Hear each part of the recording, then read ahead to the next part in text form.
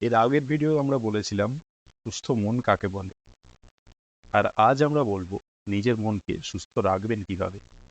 দেখুন, আপনার শরীর আর আপনার মন কিন্তু খুব আলাদা কিছু নয়। শরীরকে সুস্থ রাখতে গেলে দরকার সুষম খাদ্য গ্রহণ, পর্যাপ্ত পরিমাণে জল পান, নিয়মিত ব্যায়াম, হাঁটাচলা করা প্রভৃতি। ঠিক একইভাবে মনকেও সুস্থ রাখার জন্য তাকেও দেয়া দরকার সঠিক খাদ্য, বিশ্রাম এবং তাকে পরিশ্রম করানোরও দরকার। যদি আপনি শুধুমাত্র জাঙ্ক ফুড ও ফাস্ট ফুড খান এবং কোনো রকম এক্সারসাইজ না করেন, তাহলে কি আপনার শরীর সুস্থ থাকবে? ঠিক একইভাবে ভেবে দেখুন, আপনি আপনার মনকে কীরকম খাদ্য দিচ্ছেন। মনের খোরাক হিসেবে আপনি যদি শুধুমাত্র নিউজ ও প্রিন্ট মিডিয়ায় যা যা দেখছেন তাই নিয়ে ভাবতে থাকেন, শুধুমাত্র অন্যের সমালোচনা করতে থাকেন এবং রাজনৈতিক আলোচনায় নিজেকে ব্যস্ত রাখেন, তাহলে আপনার মন ঠিক কী খাদ্য পাচ্ছে? এগুলি সবই কিন্তু আপনার মনের জন্য জাঙ্ক ফুড বা ফাস্ট ফুড। তাই মনকে ভালো খাদ্য দিতে গেলে কি দরকার? যদি এক কথায় বলি, ভালো দেখুন, ভালো শুনুন এবং ভালো বলুন।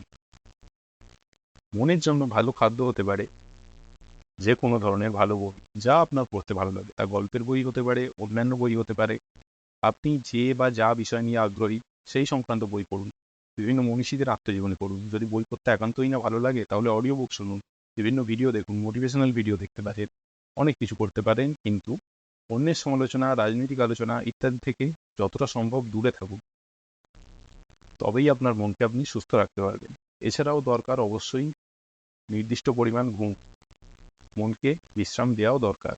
ঘুমানো অত্যন্ত প্রয়োজনীয়। আর মনকে ব্যায়াম করাবেন কিভাবে? আপনি জীবনে যা যা কিছু করতে চান, যা যা পেতে চান, ভেবে দেখুন সেগুলি পাওয়ার জন্য আপনার কী কী করা দরকার। যা যা করা দরকার সেগুলো কি আপনি করছেন? যদি না করে থাকেন, তবে কেন করছেন না সেই বিষয়ে মাথা খাটান। কিভাবে সেটা করবেন তা নিয়ে মাথা খাটান। এবং যদি এরকম হয় যে যা যা করা দরকার আপনি তা করছেন, তাহলে সেগুলিকে আরও ভালোভাবে কী করে করা যায় সেই নিয়ে ভাবুন।